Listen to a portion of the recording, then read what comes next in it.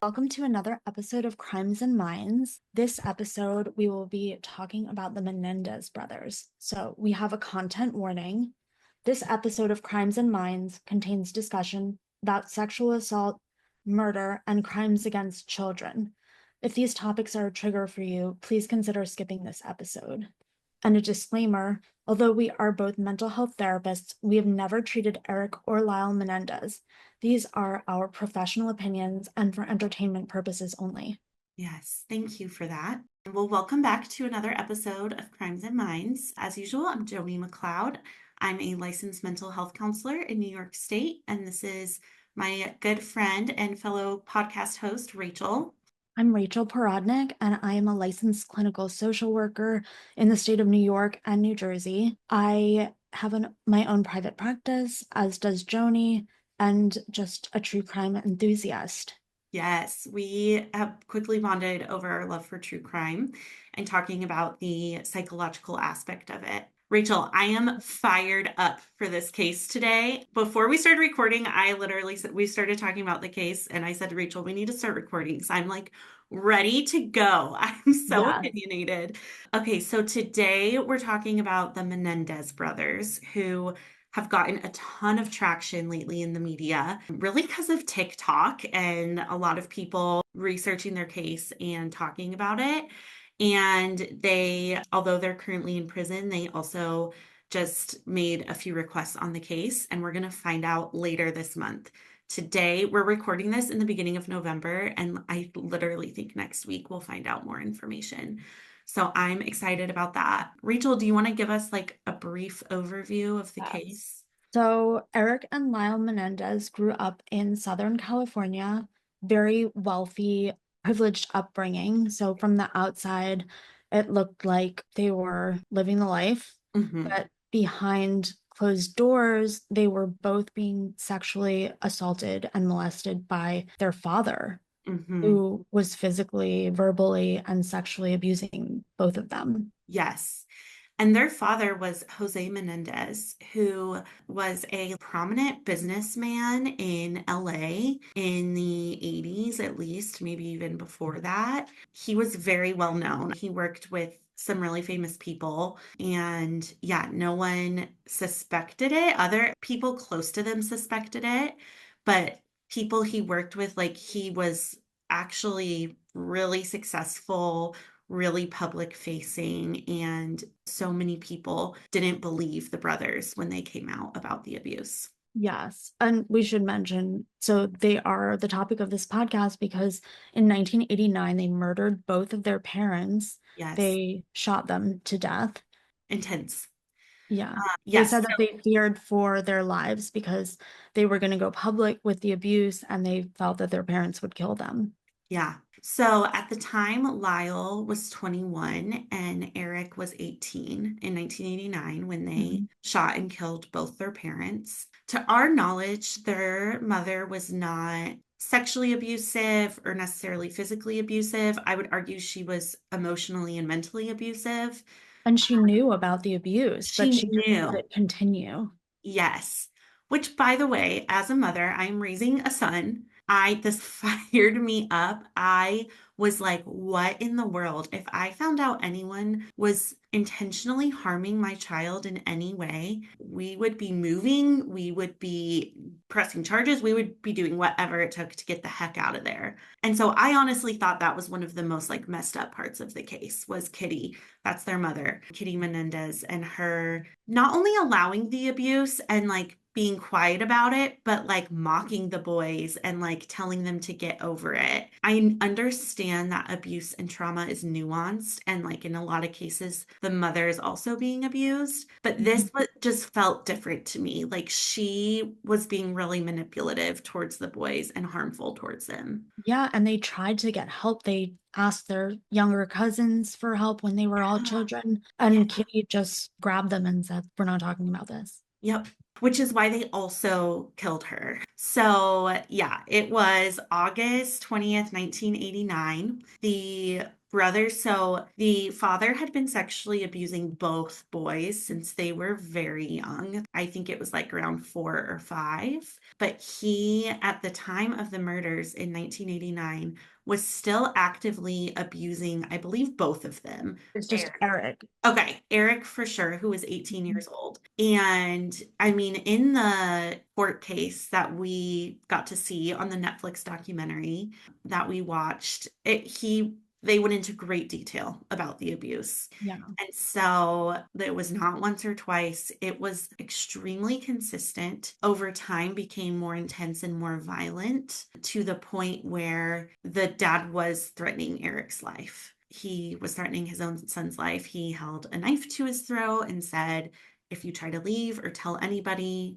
like, you will die. And later, he said to Erik, after he then raped him, he said to Erik, what will happen if you tell anyone or you try to leave? And Erik said, you will hurt me. And he said, no, I will kill you. So it was extremely violent and intense. Yeah. So I really, today in 2024, especially as mental health therapists, we get it. We're like, I got you. This was horrific abuse and trauma. But in 1989, the general public had a lot to say about this. What were They your did thoughts not on that? believe that they didn't believe that boys could be sexually abused. I They know. thought it was only girls that it was capable of, or that Yeah. predators were capable of abusing. Yeah. Yeah. Which is, And people mocked them. They were mocked in the media. SNL mocked them yes. crying on trial. Yeah. Their I was televised trial was, mortified. yeah, it was heartbreaking to watch. Like Yeah. Yeah. It was they were truly. sobbing. Mhm. Hmm. Yeah, they had never told their story before publicly. They had said a couple things to some cousins, but they had never sat down and told the whole thing and answered questions. And it was public. It was cameras in the courtroom, and they broke down several times, understandably so. But like Yeah. Rachel said, SNL mocked them. Jay Leno was known to be a hater of them. Oprah even had, while the case was happening, she had people on her show giving both sides. But then years later, long after the case ended, she did end up having an audience full of men who had been sexually abused as children. And so I thought that was really empowering and a way to look at it like, okay, we saw some progress from this. But Yeah. I mean, at the time, man, that was a little bit of a culture shock for me to be like, 1989 was not that long ago, and our society was horrendous to these two brothers. Yeah, so they actually had two trials. The Yeah. first one resulted in a hung jury, Mhm. and that was a mistrial. Mhm. So there were, I think they deliberated for like a month. Yeah. A month. Yeah. Yeah, and they couldn't come to one agreement. So yeah, it was a mistrial. Yeah. And then they had a second trial, and that one they did not allow cameras in. And Right. I believe it was the same judge. It was the same judge for the second trial, and he did not allow the sexual abuse allegations to be part of it. Rachel, did you understand why? I'm not sure I really understood why, other than like bias. Well, I think he wanted to get a conviction. He Yeah. didn't want to be like soft on crime, but Yeah. he only gave the option of not even manslaughter, just murder one, murder two. Yeah. So jurors, like, they had the confessions, so they're not going to say not guilty, but Right. verdict came back as guilty of murder in the first degree. Yeah. So they were spared death penalty. And one of the jurors had said, like, we felt like they like showed remorse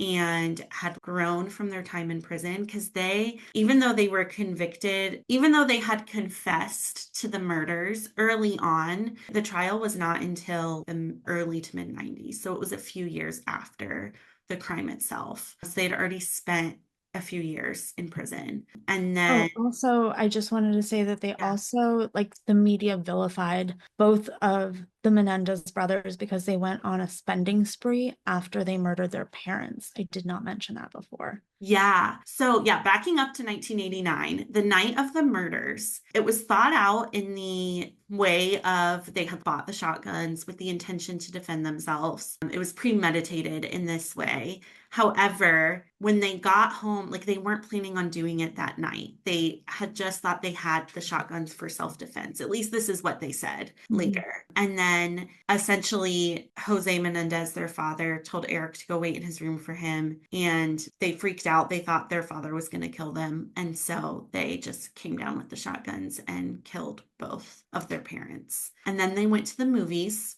And I know some of this does not bode well for them because they went to the movies, they came back, acted like they just found their parents, called 911. 911 came, they lied to the police.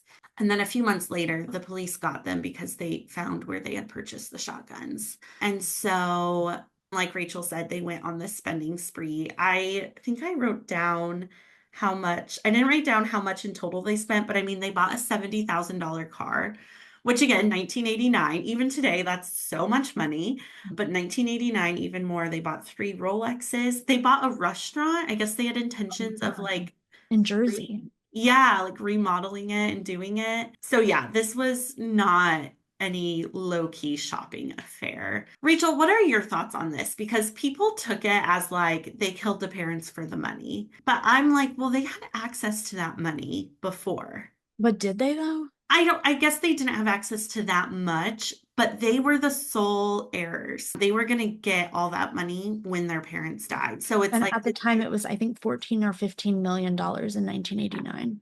A yeah, lot of money. yeah, is an insane amount of money. Yeah, so I don't know. I have a hard time believing that just to have that money and spend it on a car and watches that both brothers would go through with that plan. Yeah.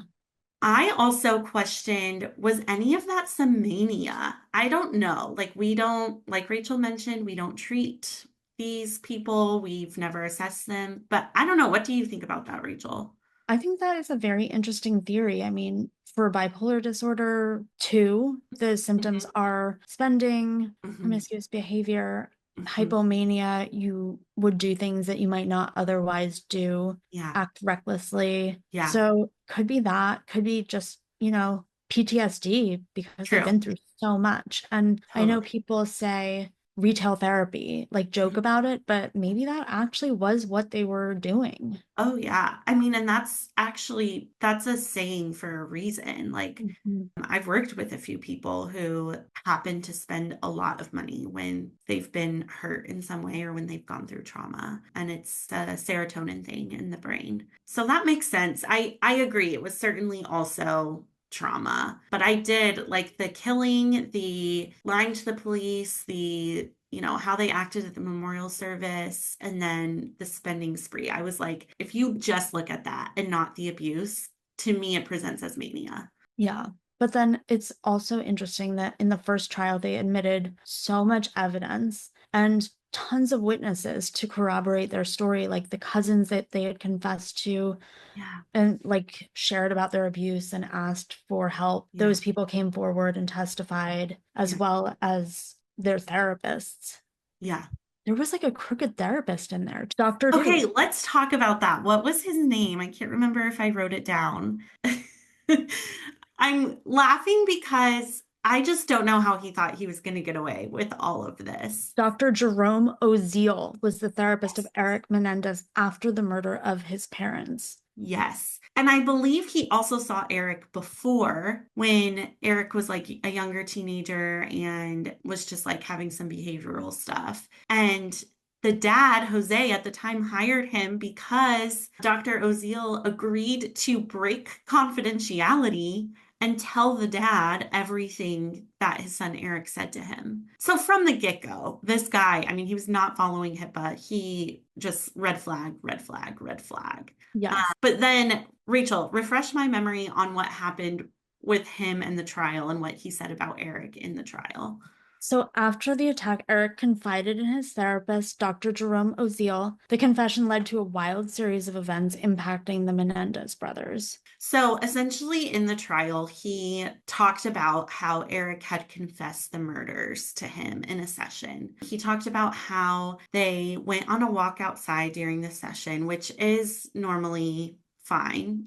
Different states will say different things about the ethics of that, but typically speaking, that is ethical. However, he says that they stopped right outside his office right before they were done with their session. And that's when Erik confessed the murders. And so they were stopped in front of his office door. And I just question that. I don't think that is as ethical to hold a session right there, especially when someone is confessing murder to you, because there might have been people coming in and out. I think Erik's ride was in the parking lot. It was just like, it was kind of a weird, how the doctor set it up was bizarre to me.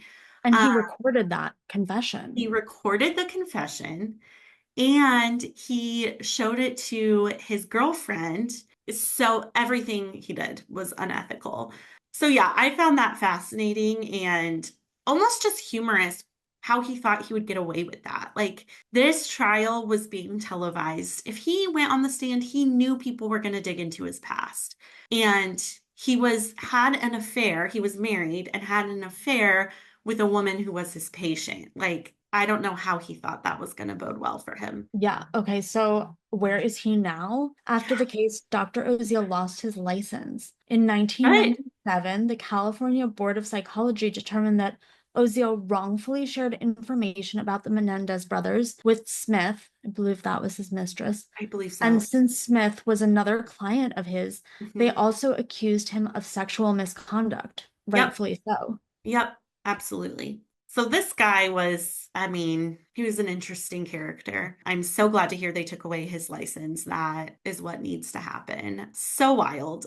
There were so many details of this case, Rachel, that like the psychiatrist, Dr. Oziel, Rachel, do you remember the O.J. Simpson piece of this case? Yes, I do. Okay. Wild. So intense. So what happened was before 1989, I think it was in the 70s maybe, Jose Menendez owned a rental car company, Oh, Hertz. hurts. Yeah, he owned it or was on the board. He was very involved or something. And so he hired OJ Simpson, who at the time was an NFL star, to be on one of his commercials as like a spokesperson. Okay.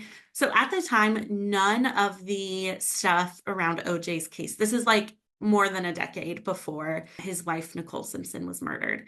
So he was hired to be on this commercial. They were like kind of family friends with him, I think. And then now, fast forward after the murder of Jose and Kitty Menendez, Erik ends up being held in the same unit in prison as OJ Simpson. And when he was being held before his trial. And the OJ trial happened right between the first mistrial and the second trial of the Menendez brothers. He was acquitted literally a week before their second trial began. Wow. It's just like the crazy ties and like different ways this case connects to him. Yeah, I just found that really fascinating and bizarre. Like, I know it probably wasn't planned, but it feels like it was. Yeah. I heard that it was OJ's trial influenced the Menendez brothers' second trial a lot. Yes, because I'm trying to remember because it's like OJ was acquitted, but the Menendez brothers were then sentenced. And I think the thought was like, oh, if they also let the Menendez brothers go, it's going to look like the law like doesn't care about murders. Right. Also, the Menendez brothers are good looking, white, rich. Yeah. So I Yeah. think there was some public backlash from that as well. Yes, totally. Yeah. So fascinating. So, yeah, I mean, as we've already said, or at least implied, they were sentenced to life in prison without the chance of parole. For Right. many years, they were in two separate prisons. This was heartbreaking to me that they were in two separate prisons and never got to see each other. I think it was like over 15 years, Yeah. 21 years. That's a long time. I know. And it was Lyle who was quoted saying, if your childhood is traumatic enough, prison is just an extension of it. And I found that just so heartbreaking that it was like prison wasn't that much different than their childhoods because their childhoods were so traumatic. But they've both really like done their best to have purpose in life. They have now been reunited at a Yeah. jail, a Mhm. prison. Mhm. So now they get to see each other every day. Yeah. And yeah, please tell us about how they have been bettering themselves. Yeah. So Eric, the younger brother, he really took a liking to like art and art therapy. And he said there were days where he would paint for 12 or 16 hours a day. Yeah. And it showed one of his oil paintings hanging in his aunt's house, which I found really moving. It was beautiful. And he also has a reputation in prison as being like a reliable person and someone people talk to. Lyle, the older brother, he's now 55. Eric is now 51. Lyle's now 55. He like has a college degree. He takes like calculus courses. Has helped a lot of other men in prison who have been the victims of sexual abuse. So yeah, and Rachel, you mentioned, I think this was before we started recording, but they're married now, which I They missed are. that. They're both married. I didn't get too many details about that, but there was a quote, I think, in the Hulu documentary that we watched. Lyle Menendez is talking about his marriage, and he's saying that we have to find creative ways to communicate, but we're making it work. So I was very surprised to find out that they are both married. Yeah, I'm really fascinated by that. Mhm. Yeah, so clearly they've made a life for themselves. So their case went viral in 2020 on TikTok. Yeah. Rachel, do you remember in the Netflix documentary? I don't think I wrote down her name, but I believe she was the prosecutor for the state. She was fired up, but in a different way. Yes. What was I your mean, thoughts on that? she was very interesting to watch. I mean, in the Netflix documentary, she was like, I have a gun in my house, so don't come after me. I know I Yeah. quoted her. I wrote it down. I said she straight up threatened the TikTok people, is what she said, with her guns in the house. Yeah. What in the world? And Like, she was the one that said at the time, this is a murder trial. It is not a sexual abuse trial. yeah, yeah. I believe she also said, like, they're the best actors I've ever seen. They should have gotten an Academy Award for their performance. Like, And she straight up does not believe in the abuse. that is wild because if you watch the footage from the first court trial, it was just so sad. They were shaking, they were sobbing. Yeah, You could see that they were yeah, completely physically and emotionally dysregulated. yeah, yeah, So, totally. yeah, I mean, even the best actors, I don't think could portray that. No, there is just something, and I feel like I've learned this from my experience. I specifically work with people who have gone through all types of trauma, but sexual trauma is one of them. And there's a presentation, there's a look, there's the way they present themselves when we're working through that specific trauma together is familiar to me. And both of them really expressed that. And I can't put a finger on it other than it's like horrific. And I don't know. I think if an actor can do that, then they probably have a similar experience because it is just, you can't make that up. Like it No. is, yeah, it is horrible. Yeah. What do you think about their mental health, Rachel? Well, it seems to be doing much better now, but at the Mhm. time, I would say they had some significant PTSD. Mhm. I mean, who wouldn't? They've been through so much. Yeah, I mean, complex PTSD, Yes. extreme. And I would have to say that Jose Menendez, I would give him the diagnosis, well, pedophilia Yeah, for sure, yeah. but also antisocial personality disorder. Yeah. And I think narcissism as well, Yeah, which for sure. antisocial may like kind of, you can't always do a dual diagnosis if like one of them kind of encompasses the other. But I think that, yeah, he was a narcissist. He had antisocial personality disorder without a doubt. Yeah, So obviously, I mean, again, we've never treated them. I'm assuming they have the diagnosis of PTSD, post-traumatic stress disorder. yeah. Rachel, they did kill their parents. What do you think about what? They've been in prison for 35 years. Yeah. So that's a lot more time than like a lot of murderers do. Like a lot of murderers do 20 years or less for good Yeah. behavior. Yeah, literally.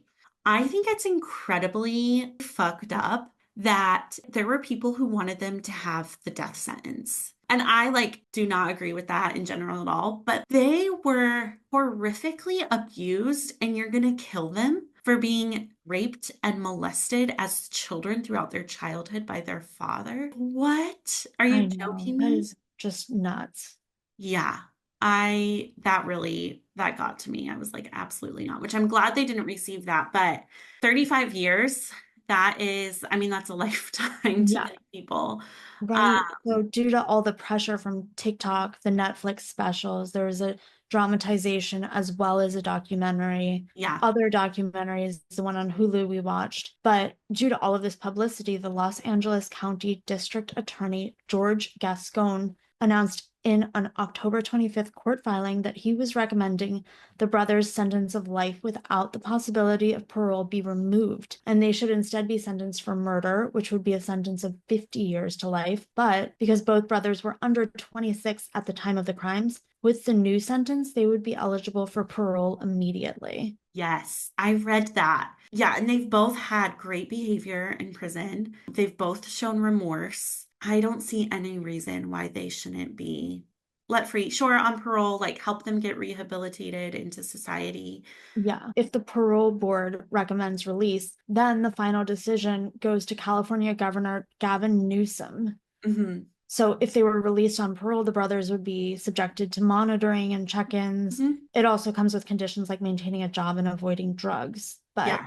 November 7th is supposed to be when the governor is first eligible to weigh in on the clemency application. Wild. Also, it's happening 2 days after the election, which is like so much happening. Oh, so Not to much. bring that into it. Yeah. I mean, like we've both mentioned, they have to have PTSD. They are both murderers. They shot and killed their parents. Yes. What do you think about antisocial personality disorder, Rachel? I'm curious on your take on this. I'm not sure about this one. I mean, it is true that not all people who were abused as children go on to be murderers. Yep. So maybe some traits. Yeah. I'm not sure. What do you think? I think that most mental health diagnoses are spectrums, especially personality disorders. Mhm. I also think that if you grew up in a home where one of your caregivers had antisocial personality disorder, you had to pick up on some of those behaviors. Right. For example, Lyle confessed to also at one point sexually assaulting his brother, Eric, Right. which I he was, yeah. expressed great remorse for. And that happens. I'm not excusing it. It was wrong, it was horrible. He should be held accountable for that. And also, that is very common that victims of sexual abuse, especially childhood sexual abuse, behave in a similar way, at least once or twice. Obviously, some of those traits had to be learned, had to be picked up on from their father, and quite frankly, their mother too. Their mother had to probably have a personality disorder. Yeah. So I feel as though this was the way that they were taught to deal with stuff was violence. Literally, it was modeled to them. And that's how kids learn. They don't learn from words normally, they learn from modeled behavior. So they were taught that, like, you're violent when you don't get your way. Mhm. And so I don't know. I struggle with that. I highly doubt today, from everything we know, that they would meet the criteria for antisocial personality disorder.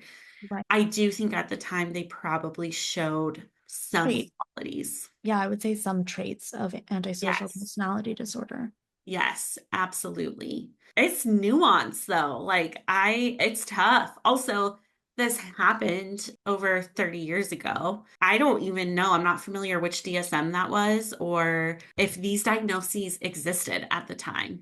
Right. Not sure. Yeah. It's tough to say. Yeah. It is, yeah.